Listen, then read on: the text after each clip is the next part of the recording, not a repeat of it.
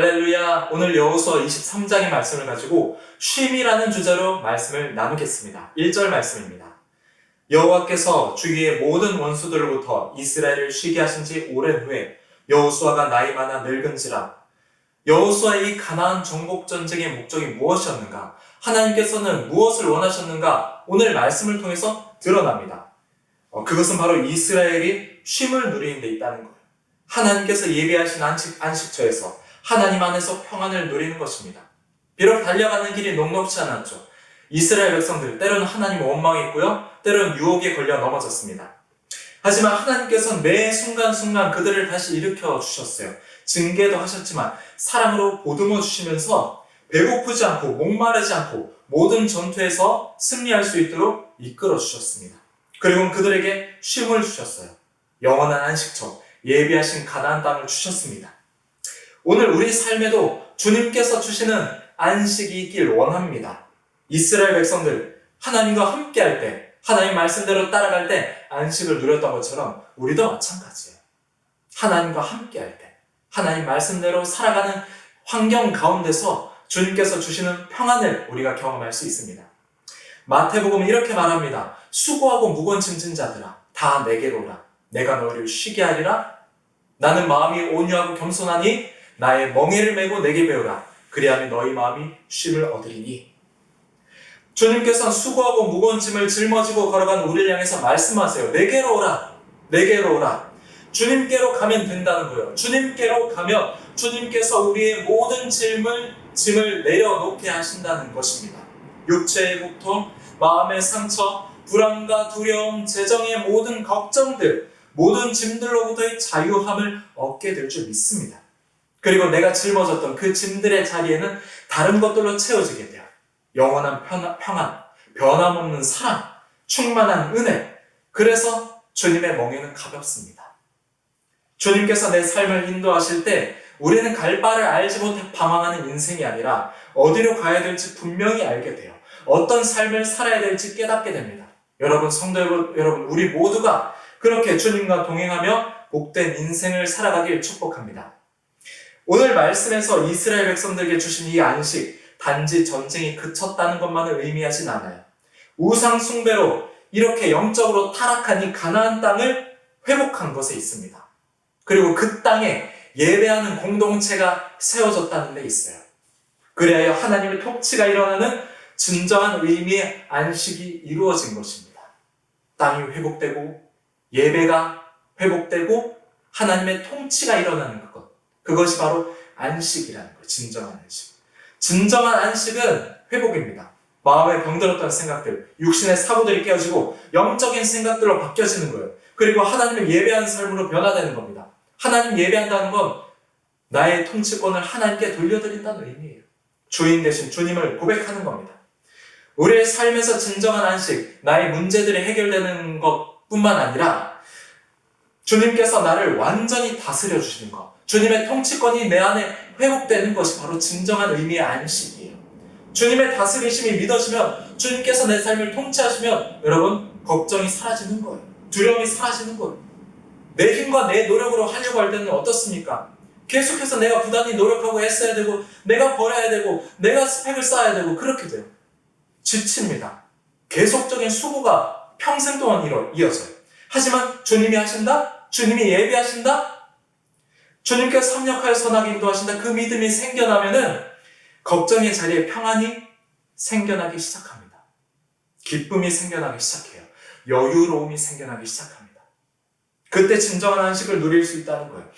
성도 여러분, 우리 안에 주님의 통치권이 바로 세워지길 원합니다. 주님께서 이 한 날 나를 통치하시고 나를 다스려 주시고 그 다스리심에 여러분의 삶을 맡겨 드리십시오.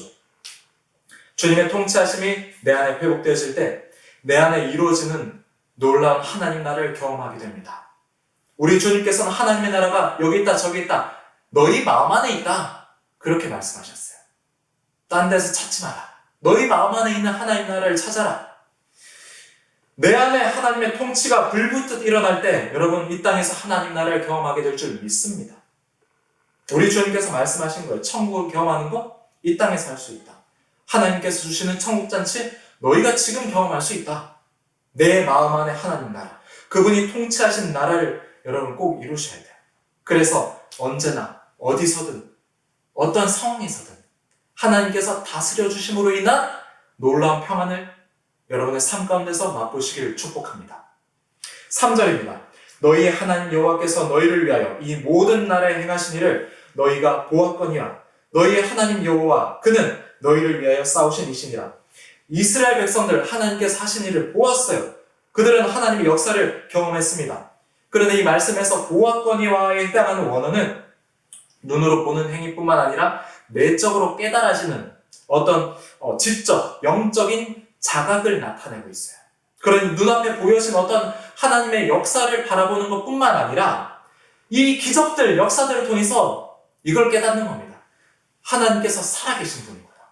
하나님께서는 세상을 통치하시는 왕이구나. 그걸 깨닫는 것, 보는 것. 이 모든 나라에 행하신 일을 너희가 봤다. 그겁니다. 우리는 각자의 삶 가운데서 주님을 볼 수 있어야 돼요. 하나님께서 하신 일들을 통해서 하나님께서 다스리신다. 하나님께서 역사하신다. 하나님께서는 진정한 왕이시다. 그걸 볼 수 있어야 된다는 겁니다. 주님을 볼 때 내 뜻과 내 생각은 내려놓을 수밖에 없어요. 왜냐하면 그분이 얼마나 위대하신지 내가 깨달아지니까. 얼마나 크고 능하신지 깨달아지니까. 내가 얼마나 연약하고 무너지기 쉽고 내가 아무것도 아니구나. 자존심 세웠던 거 그게 사실 아무것도 아니었구나. 그게 깨달아진다는 거예요. 그리고 주님께서 나를 사랑하신다. 넌 내 아들이다. 내 딸이다. 그 고백을 내가 깨달아질 때, 음성을 듣게 될 때, 주님의 사랑의 음성에 내가 나아가게 될 때, 우리의 모든 욕심, 완악한 마음, 내가 높아지려고 하던 어떤 자존심들, 그런 것들이 눈 녹듯 사라지게 된다는 거예요. 찬송가 가사에 304장 이런 고백이 있지 않습니까? 그 크신 하나님의 사랑 말로 다 형용 못하네. 저 높고 높은 별을 넘어 이 낮고 낮은 땅에 죄범한 영혼 구하려 그 아들 보내사 화목제물 삼으시고 죄 용서하셨네. 하나님 크신 사랑은 말로 다 못하네. 영원히 변치 않는 사랑 성도여 찬양하세. 우리를 위해 이 땅에 오신 그 사랑을 보게 될 때, 죄인인 나를 위해 이 땅에 오신 주님의 사랑을 보게 될 때 우리는 더 이상 나 자신을 주장할 수 없다는 거예요. 주님을 향한 감사의 고백, 찬양의 고백밖에 올려드릴 수 없다는 거예요. 영원히 변치 않는 사랑 성도여 찬양하세. 그겁니다. 오늘 우리의 삶이 내 삶에 역사하신 주님을 바라보길 원합니다. 영적으로 바라보길 원합니다. 깨달아지길 원합니다. 영원히 우리의 삶을 주님의 사랑의 폭풍으로 휘감으시는 그 은혜 안에 여러분들이 거하길 원합니다. 5절입니다. 너희 하나님 여호와 그가 너희 앞에서 그들을 쫓아내사 너희 목전에서 그들을 떠나게 하시리니 너희 하나님 여호와께서 너희에게 말씀하신 대로 너희가 그 땅을 차지할 것이라. 여기서 쫓아내사에 해당하는 원어는 이중적인 의미가 있어요. 하나는 빼앗다. 그리고 다른 하나는 상속자가 되다. 빼앗다, 상속자가 되다. 굉장히 어떤 반대적인 의미인 것 같습니다. 하나는 뺏기는 거고 하나는 받는 거니까요. 하나님께서는 이 타락한 가나안인들에 인해서 고통받는 이 가나안 땅을 빼앗아서 이스라엘 백성들에게 상속하는 기업으로 주셨다는 그 의미를 이 단어를 통해서 보여주고 있는 거예요. 빼앗아서 너희에게 상속한다. 그러니 그 땅에서 가나안 백성 쫓아내는 건 너희 힘과 노력으로 하는 게 아니다. 너희가 가진 무기로 하는 게, 군사력으로 하는 게 아니다 라는 거예요. 하나님께서 하시는 거고 하나님께서 너희에게 주시는 거다. 그겁니다. 이스라엘 백성들 스스로의 힘과 노력으로는 가나안 땅 뺏을 수 없었어요. 하지만 하나님께서 빼앗아서 그들에게 상속하셨기 때문에 차지할 수 있었다는 거예요. 오늘 우리의 삶에 어떠한 장애물들이 있습니까? 가나안 백성들처럼 거대한 어떤 장애물들, 여리고성처럼 거대한 성벽들 같은 장애물들, 피할 수 없는 어려움들, 계속되는 고통들. 여러분, 우리가 이길 수 있는 방법은 하나님께서 하실 것을 믿는 거예요. 그 믿음입니다. 하나님께서는 친히 우리를 위해 싸우실 때 모든 대적을 무너뜨리실 거예요. 우리의 모든 문제를 우리 앞에 무릎 꿇리실 겁니다. 나의 힘과 능력이 아니라 하나님 그분을 믿는 믿음으로 가능케 되는 거예요. 예수님께 고침받은 일을 생각해 보십시오. 맹인 바디메오, 나사렛 예수여 나를 불쌍히 여기소서 맡겨드렸잖아요. 혈류병 걸린 여인, 내가 옷자락만 손을 대도 내가 나음을 받을 줄 믿습니다. 수로보니 개들도 주인의 상에서 떨어진 부스러기를 먹습니다. 백부장 말씀만 하시면 하인의 병이 나을 것을 믿습니다. 다 예수님께 나아갔어요. 내가 가진 것, 나의 능력, 그게 아니라 예수님께서 하실 것 믿습니다. 그 믿음으로 가능해 됐어요. 놀라운 역사들이 이루어진 겁니다. 내가 하려고 할 때 안 되던 것들 주님이 하시면 가능해요. 주님이 내 마음 만져주시면 회복됩니다. 어떤 어려움도. 주님께서 일하시면 모든 문제들이 회복됩니다. 주님께서 일하시면 나의 자녀가 복의 복을 누립니다. 주님께서 일하시면 나의 사업장, 직장, 지금 코로나가 어렵더라도 반드시 하나님께서 회복해 하실 것입니다. 내가 아니라 주님께서 하실 거니까요. 그러니 오늘 성도 여러분, 우리의 삶 가운데서 주님의 역사를 바라보기 원합니다. 주님께서 주신 승리를 누리길 축복합니다. 6절입니다. 그러므로 너희는 크게 힘써 모세의 율법책에 기록된 것을 다 지켜 행하라. 그것을 떠나 우로나 좌로나 치우치지 말라. 앞에서 말한 모든 말씀이 이루어진 유일한 비결은 바로 이것입니다. 하나님께서 주신 말씀대로 행하는 것, 좌로나 우로나 치우치지 않고 하나님 말씀하신 그 말씀대로 정도로 나아가는 것입니다. 여기서 지키다라는 단어는 내적인 마음의 태도를 의미해요. 그리고 행하다는 것은 외적인 행위를 말합니다. 그래서 지켜 행하라. 너희가 마음으로 결단하고 믿고 행동으로 그 믿음을 보여줘라. 행동으로 나아가라 라는 거예요.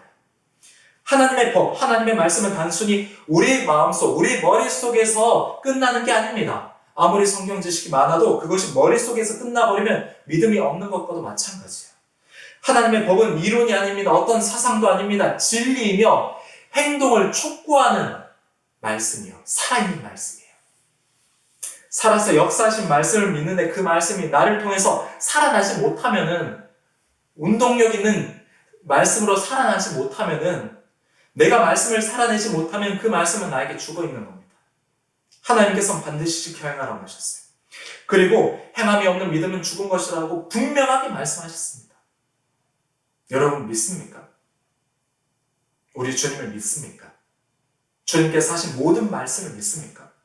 우리에게 지켜 행하라고 하신 말씀을 믿습니까? 그럼 우리 삶 가운데서 그 믿음을 드러내십시오. 그 믿음을 보이십시오. 말씀을 마칩니다. 우리에게 주님만이 참된 안식을 주시는 분이에요. 그래서 우리의 삶의 통치권을 맡겨드리고 믿음을 고백하면서 나아가면 반드시 주님께서는 우리의 삶에 역사하십니다. 깨어졌던 모든 것들 회복해 하십니다. 그러니 두려워하지 마세요. 걱정하지 마십시오. 오늘 이스라엘 백성들처럼 우리를 영원한 안식처에서, 우리에게 주신 삶의 자리에서 기쁨과 평안함 가운데 거할 수 있도록 주님께서는 반드시 우리와 함께 하실 것이고 동행하실 것이며 충만케 하실 것이고 역사하실 것입니다.